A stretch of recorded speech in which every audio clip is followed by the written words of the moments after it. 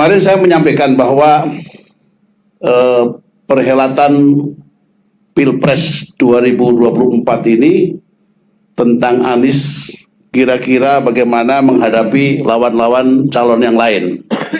Saya katakan bahwasanya lawan Anies itu kalau masalah Ganjar Pranowo dan Prabowo itu tidak berat, itu enteng saja itu sebetulnya. Tapi lawan berat daripada Anies adalah kecurangan lembaga pemilu KPU, kemudian Bawaslu dan MK. Ini lawan beratnya.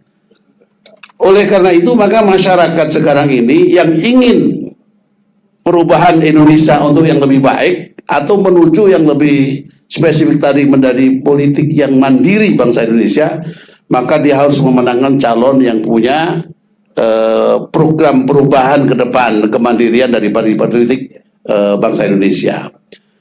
Ini menjadi penting karena memang sekarang sudah mulai ketahuan trik-trik kejahatan, kecurangan dan lain sebagainya, mereka sudah ketahuan di lembaga-lembaga ini.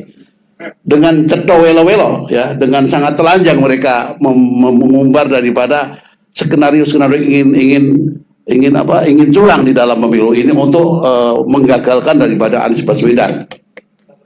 Di antara plan A mereka adalah bahwasanya kalau bisa 3 periode itu paling manis, karena 3 periode ini pertama memberikan kepuasan kepada para konglomerat ini supaya mereka eksistensi terus kuat di sini berkuasa, bahkan kalau bisa penjajahannya sempurna. Lalu ada kepentingan yang lain yaitu asing. RRC juga punya keinginan untuk menjajah Indonesia secara politik, secara ekonomi, itu juga supaya lebih kuat. Itu kepentingan. Maka kalau seandainya 3 periode, maka itu akan lebih tenang, lebih enak ya. Ternyata tidak semudah itu karena masyarakat melawan ya, bangsa rakyat melawan, bahwasanya kita melawan daripada pelanggaran-pelanggaran konstitusi macam itu. Akhirnya mereka skenario yang lain adalah bagaimana supaya Anies ini gagal. Berbagai macam cara kita lihat, ditonton di media, kita tahu bagaimana skenario jahat dan mereka di dalam melakukan politik yang jahat itu. Mereka lakukan agar supaya Anies ini gagal untuk mencalonkan dia. Sekarang sudah ternyata ada satu pernyataan dari pendiri CSIS mengatakan memang dia yang berkeinginan keras agar supaya 2 calon. Ini memperjelas. Jadi sekarang dikembalikan kepada rakyat dan bangsa Indonesia. Apakah 2024 ini akan kita merubah nasib kita menjadi bangsa yang mandiri dalam berpolitik, dan kita mendapatkan pemimpin sesuai dengan cita-cita para pendiri bangsa, atau kita akan menyerah diri untuk dijajah?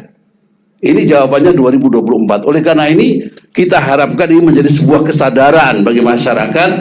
Ayo sama-sama kita bergandeng tangan, semua punya kesadaran politik yang tinggi bahwa selama ini kita adalah dijajah dan kita harus segera melepaskan diri dari penjajahan ini, menjadi bangsa yang berdaulat secara sempurna. Terima kasih.